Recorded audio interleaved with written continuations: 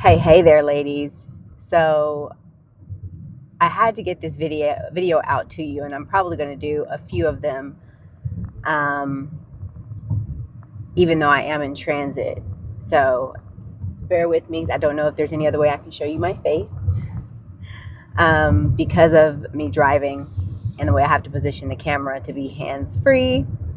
But I wanted to get these messages out to you so that we could dive just a tidbit deeper. I love content, and I love when content is an hour and a half long, and it's really full with a lot of rich information because I listen to things at double speed. But I also understand, or even sometimes 2.5 or 3x speed. But I also understand that not everybody has the capacity to do that. So I want to be able to make my information concise for you, but yet compelling so that you are able to grasp what it is that I'm sharing in any part of the classroom and the courses in the classroom, okay?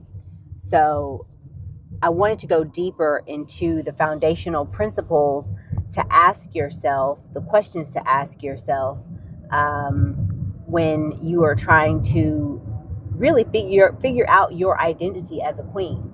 So being a queen, first and foremost, I came upon this when I watched The Crown. I don't know if you all remember when that series first came out. And this was years ago. I have 3 children, and I think at the time I only had 1. And she'll be 9 in a couple of days. So I was watching that series, and I realized Queen Elizabeth was that bad bitch. Like, she had to do things at such a young age, making huge life decisions at such a young age, that she had to be that bitch. She had to know when to say no. She had to know when to say yes. She had to be poised enough to go to all these different countries and provinces that she owned that were mostly black, didn't look nothing like her. And she had to be able to humble herself to walk up to them and interact with them, and also be able to talk to the chancellor and the prime minister and, you know, governors and rulers of other nations. So to be able to be that flexible, in my mind, means that she had high emotional intelligence. She also had great communication techniques. She also was primed and prepped to be in that role. No matter what age it came upon her, she had been primed and prepped to be there. So all that being said, of course, nobility, royalty, aristocrats, people of social status, they typically do that with their children. They are priming and prepping their children for the next level because they know the next level is coming. It's not if or maybe they'll be. No. One day you're going to have to sit in this seat. One day you're going to have a conversation with this prime minister or with this chancellor or whoever.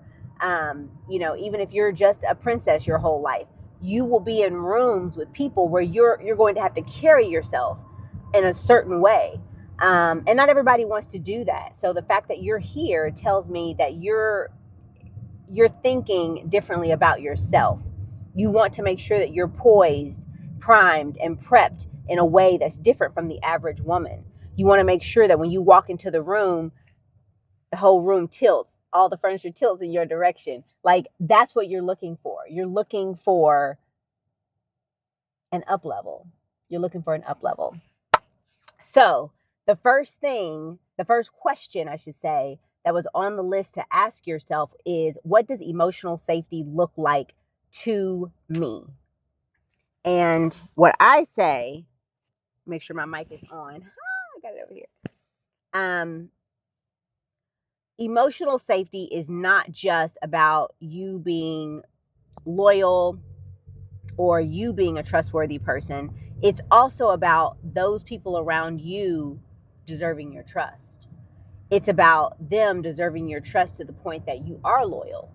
So how exactly does that unfold me? Or when do I know that I'm emotionally safe?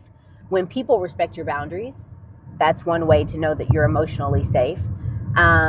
When people allow for us to agree to disagree, and it's okay.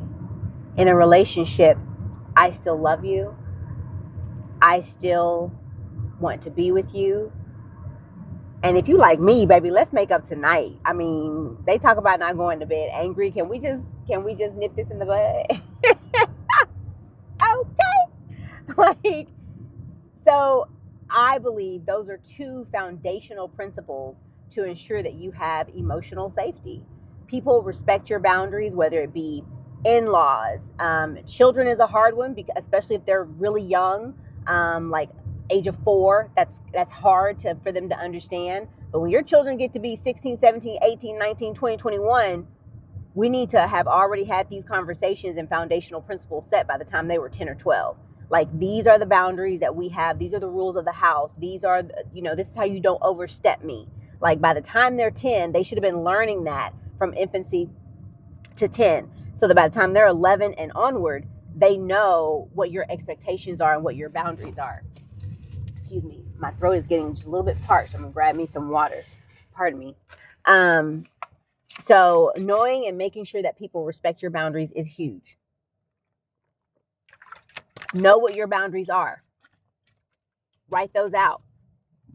And then as you encounter love relationships, business relationships, family relationships, then you make sure that those boundaries are being respected.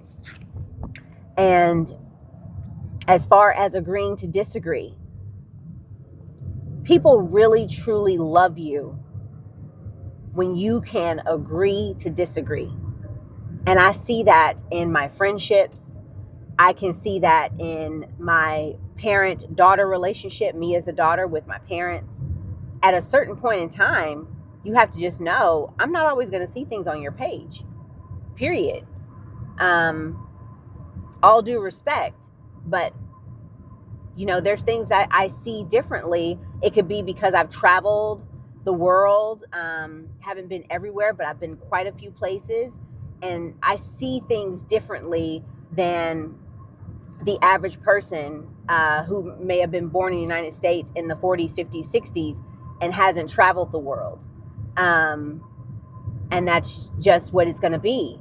So knowing that I can agree to disagree, but baby, when I see you, I'm still going to give you a big old hug. Okay?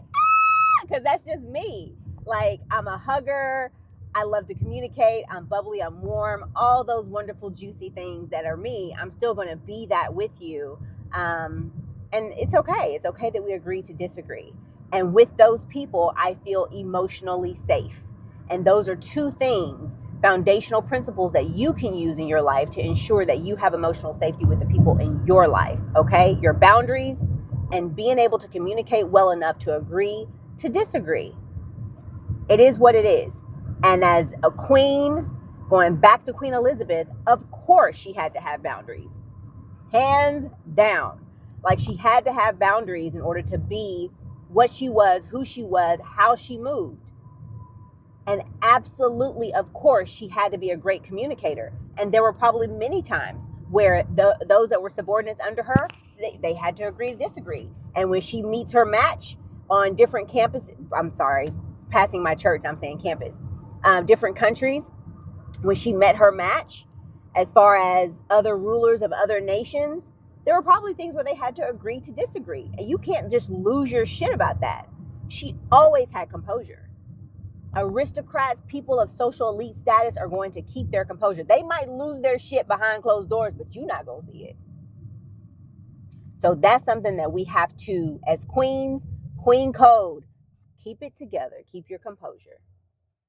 And these are a couple of ways that you can make sure that your emotional safety helps you keep that composure. I'll see you in the next video.